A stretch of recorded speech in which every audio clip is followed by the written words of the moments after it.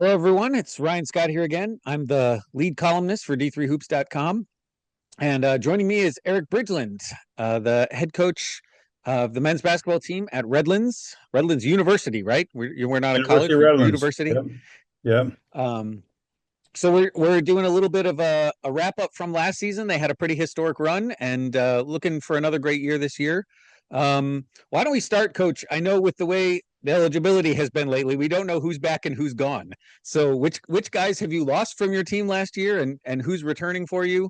Um, I know some of the ones like Chosen Amadi and Kendrick Curry were some of the guys that kind of were listed as seniors different places, and want to make sure are they who's back and who's graduated.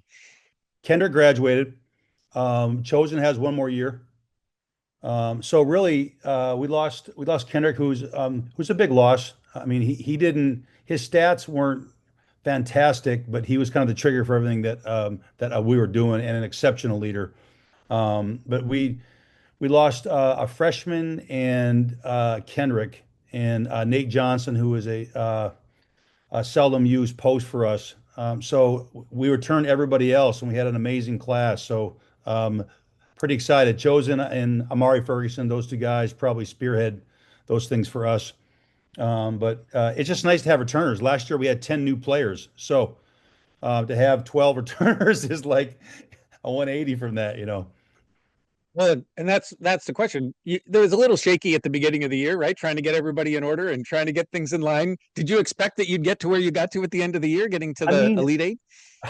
well, I mean, you would tell people, boy, we really have a chance to be special, but it's not going to happen until after Christmas in January, February, because there's so many things to figure out, and you just don't know if you'll get there, right? Because you need buy-in, you need 100% buy-in, and there's a life skill development that is paramount to any group in team athletics, right? That's what we're there for. So just getting guys to understand to be early, right? To like think about others, how to communicate, that takes time, and there's a trust that's developed that takes time. And I thought we would have a chance just because we were really athletic and we had shooting. And I thought we would have Nate Johnson become healthier. He never really came back to his form after the ACL a couple years ago, and so I didn't know. And all of a sudden we just started peaking, and guys started believing. And I think the D3Hoops.com Vegas deal was big for us. We played three excellent teams there, and I think that gave our group a confidence that okay, maybe this does work. Maybe if we do these things that these guys are telling us, and and it worked. It was a great run. Like I'll tell a lot of people, each journey is its own journey, right? Like you can't like rely on last year, like the next year. It's its own little synopsis in like the timeline. And I think like had we not had to have traveled all the way out to Boston, then all the way back for class, and then all the way back out to New York. I mean, I'm just telling you, that took a bite. I mean, just a crazy bite. I mean, like we were 19 for 46 from the foul line on that last weekend there, right? And 1 for 9 in the second half against NYU. And it's like we were exhausted and we were doing everything we possibly could to go, how can we just stay not exhausted, Or I mean, as silly as that sounds. And I'm talking a mile a minute, but when we were at Whitman in the Final Four, George Fox on the women's side had gone a bunch and they had won it and they actually stayed out there. So we had played in Marietta, and we chose to stay out there because there's only a 4 hour drive to Salem, right? Virginia. Yeah, And so I always look back at that and thought we got out of routine by staying out there. And so we were kind of out of sorts. And I thought we played horribly against Babson, who was a great champion. But so I didn't know which way to go, but I knew that we had 2 days of school that we couldn't miss. I mean, so we came back. So anyway, had it been anywhere else, we might have had enough juice to push it to the Final Four. Not taking yeah. anything away from NYU. They're obviously incredible and had a chance to win it. Well, that was one of my questions. Now that you've done it both ways, I know in March we were texting back and forth, and I was asking whether you were going to stay or not. And Yeah. obviously, you've done it both ways. Is there one that's better than the other? You just gotta flip a coin and hope it works.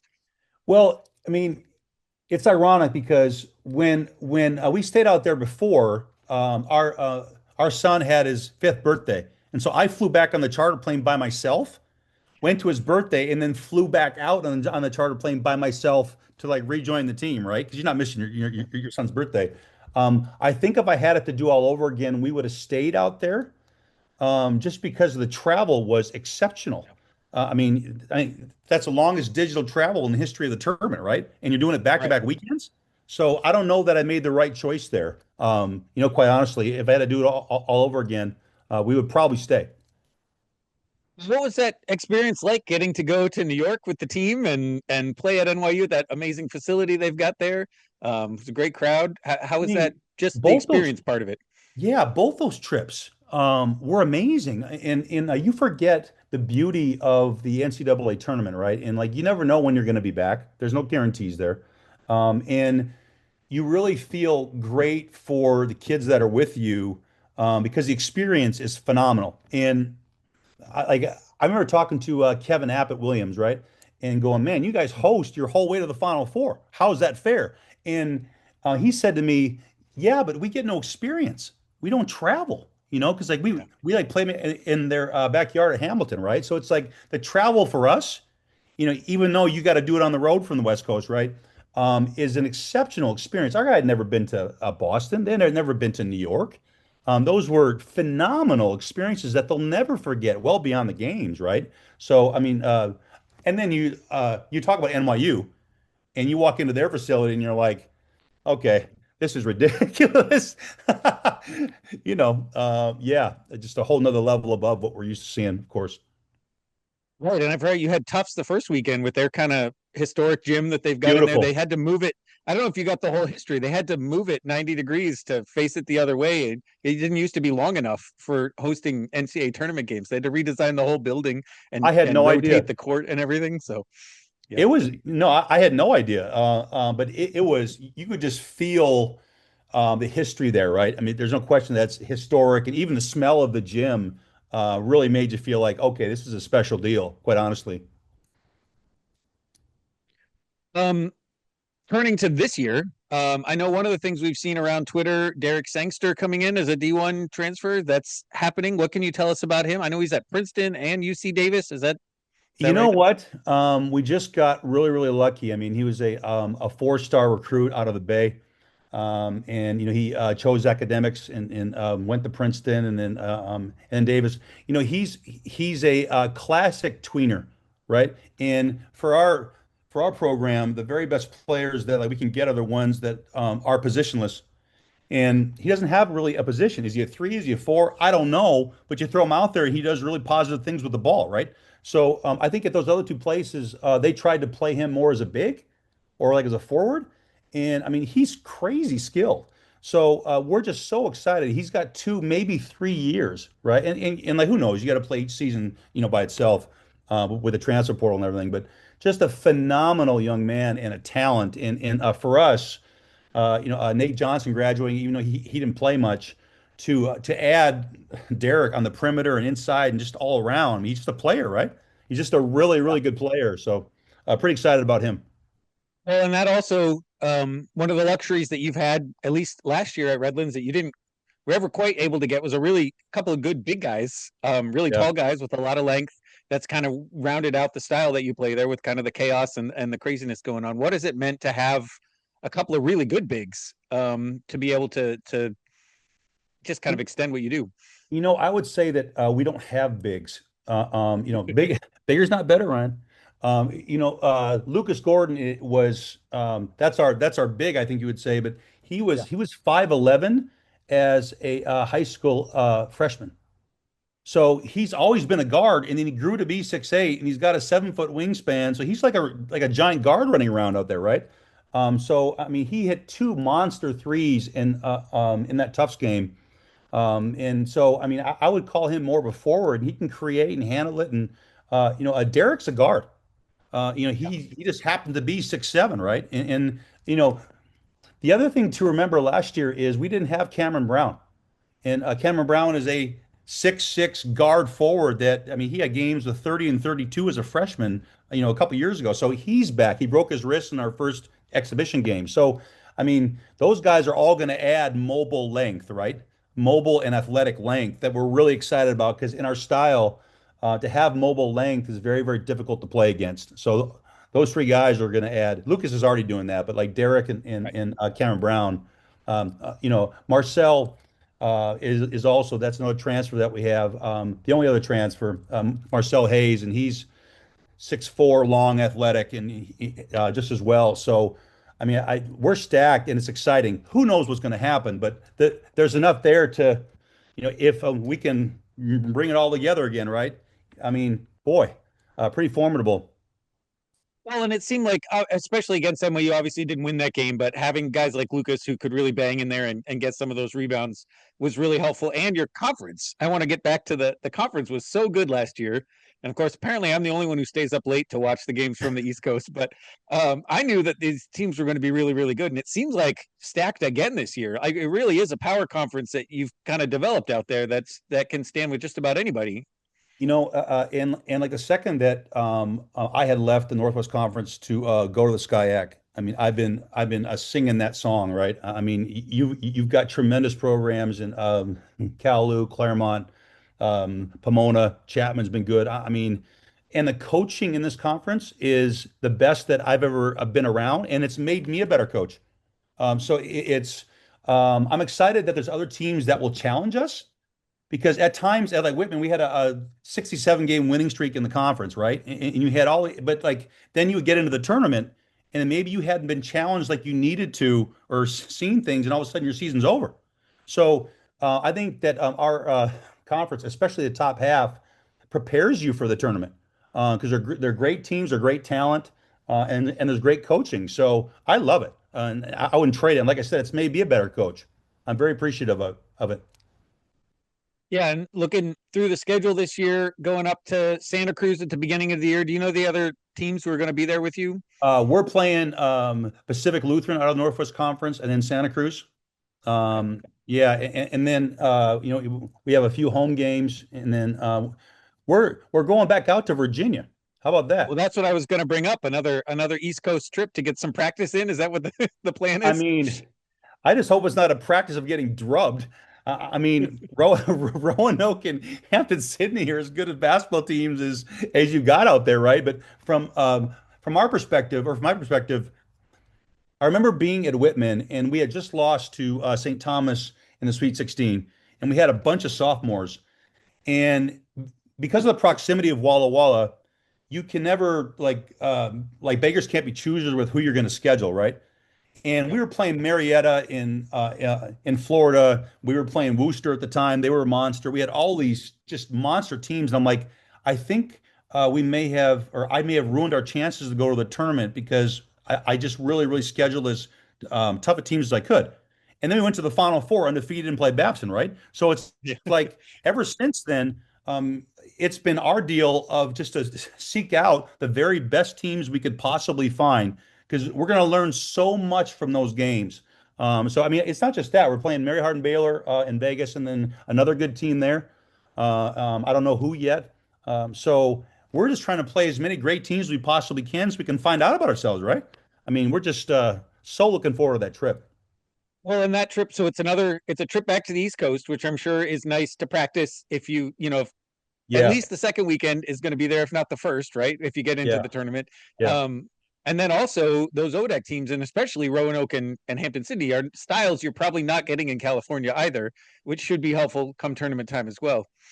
There's just no negative, right? And I mean, we're going to get out there on the Wednesday. We're going to practice on Thursday. It's just like a regional or a sectional, right?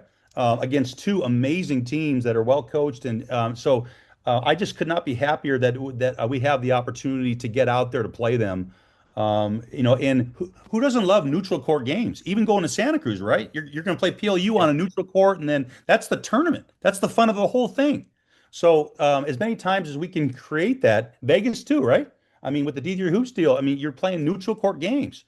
Those are just fun. So yeah, we're super excited about it. And again, I mean, it's easy to kind of look down. Obviously, you have a lot of travel. It's hard where you are. What with more teams out there, has it been any easier to convince some programs to fly out and come play you guys out there? Is your style hold it up a little bit? What has your experience been trying to schedule? Impossible. No, and I don't know. It's really it's um the style of play is very, very difficult to play against, and it's not something that like people normally face. So not a whole lot of people want to play against it. And so, that's our biggest challenge. We have a new AD who's fantastic, and she said, "What's your biggest challenge?" And I just said, "Scheduling." And because we're throwing around guarantees and trying to get, and as you know, you've got to play a full Division 3 schedule, and you've got to play it against quality competition. So just it's so hard. There's so many teams that just won't play us, and it's just difficult, right? Some of that's just the style of play. Some of that's because uh, we're also going to be quote unquote good on paper. I don't know, so maybe that's part of it. But you would hope because it's SoCal and the Christmas times and stuff that they come down and. But I tell you what, most teams won't play, so it's been a frustrating thing. That's just the And truth. you're the farthest kayak from the ocean too, so that doesn't help any if they're looking for a beach trip They as don't part of know the deal. that. So Can you just cut that out? you get the mountains. That's what I would prefer. You got the mountains right there. It's It's like much the prettier. That's, it's like the University of the Pacific, right? With like Michael Olakandi, whatever. Like he thought he was yeah. going to be on the beach, and they're in the middle of the desert. Anyway, Um, we'll talk a little bit of teams. If anybody hasn't seen you, we don't want to neglect this. We keep talking about the style that you run. Define that a little bit for us. I keep saying chaos. It's not really chaos. The guys know what they're doing, but it feels like chaos if you're playing against it. there's a great quote, by several coaches that have a feel that like, why don't you try to like create a style of play that like guys want to play in? And it helps recruiting, and you can't have enough of those things to help get attract quality student athletes, right? So press and run. I mean, there's a good start. Shoot the three liberally. There's another start, right? Schedule tough. There's another thing. So, I mean, sometimes like we're always going to pick you up full court, but like we're not always pressing.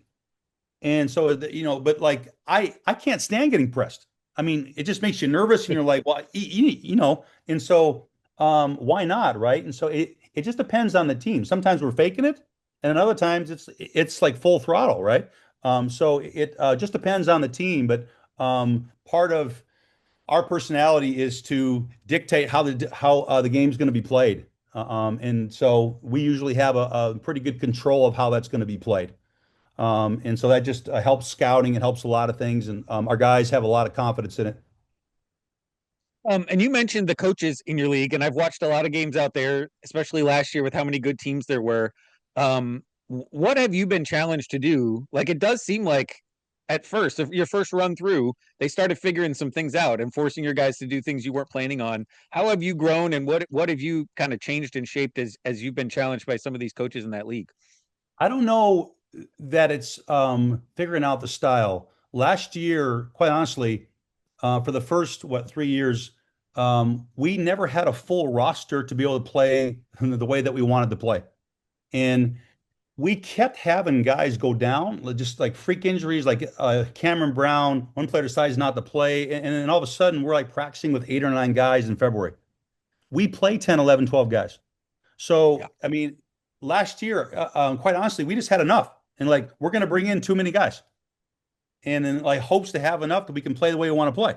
And so we just barely had enough. Like we had three freshmen playing huge roles last year, and they're back, And so it wasn't so much that. It's just the coaching is so much better that you've got to diversify your pressure. Sometimes it's trapping, sometimes it's running jump stuff. You also have to be so much better offensively, and that was a new one for me because in a game that has a lot of possessions, right? I mean, Mhm. it's not 50-48 with 2 minutes to go in the game. It's 50-48 in the first half. I mean, that's what it should Yeah. be, right? So, if you miss a shot, if you turn it over, it's no big deal. But we really had to learn this past year, like, okay, let's work on getting great possessions and shot quality and points per possession and all of that. And we did it, and we got better and better and better. And guys really, really sacrificed, maybe not doing what they wanted to do early in the clock, and really like focusing on what they do best until it's later in the clock when they don't have a choice, right? So I mean, I'm just so proud of the group we had because the sacrifice with that and the buy-in to those roles, that doesn't happen every day. And our guys did it, and they reaped the benefits of it, you know. So I would say that's the biggest thing: shot quality and working for great shots. Well, and that's what we see at the end of the tournament, right? I think if anybody wants to go back and watch your game against NYU, there were a lot of moments that it would have been easy for your guys to just sort of give up and let it go, right? They continued to battle the whole way through and just kind of had a team that was just uber efficient that you're playing against in NYU. But like you guys were making what you were talking about, right? They were making the right plays and they were working really hard. It just was never quite able to get back after a slow start. They did a great job, and they held Chosen Amadi scoreless. I mean, we were 1 for 9 in the second half from the foul line in that game, and you know it's a 4 point game with 3 to go, and it's 4 and 6, and it's right there, and it's like we missed 2 free throws, they hit a three, or you know it was so. You know, credit where credit's due. They were a phenomenal team. I felt like we shot ourselves in the foot by not capitalizing on those things, even though it seemed like, man, how are we going to stick with these guys? We're down 22-5. And it's like, okay. But, you know, that was a story of last year's team was that they were resilient and they could come back no matter what the deficit. And they were doing that over and over and over again. You know, Tufts is a great example. You know, we're down 17 with 11 to go. And you know, so yeah, you know, NYU is that good. You know, so I'm just excited to get our team together and have returners and it's just I don't know, it's fun. Coaching's fun. What have you heard from the guys specifically from that experience and losing that game, the comebacks they had, the tournament run? How are they processing and taking that experience and making it better, making themselves better this year?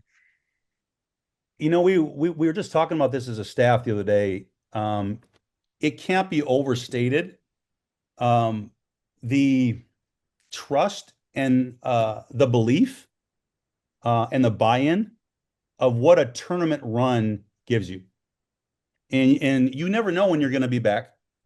The confidence that our teams at Puget Sound had, the confidence that our teams with returners that Whitman had, you should just hear how guys are thinking, how they're planning. Like the buy-in just went from good to great because of that run, right? And there's an expectation that they're going to do it again.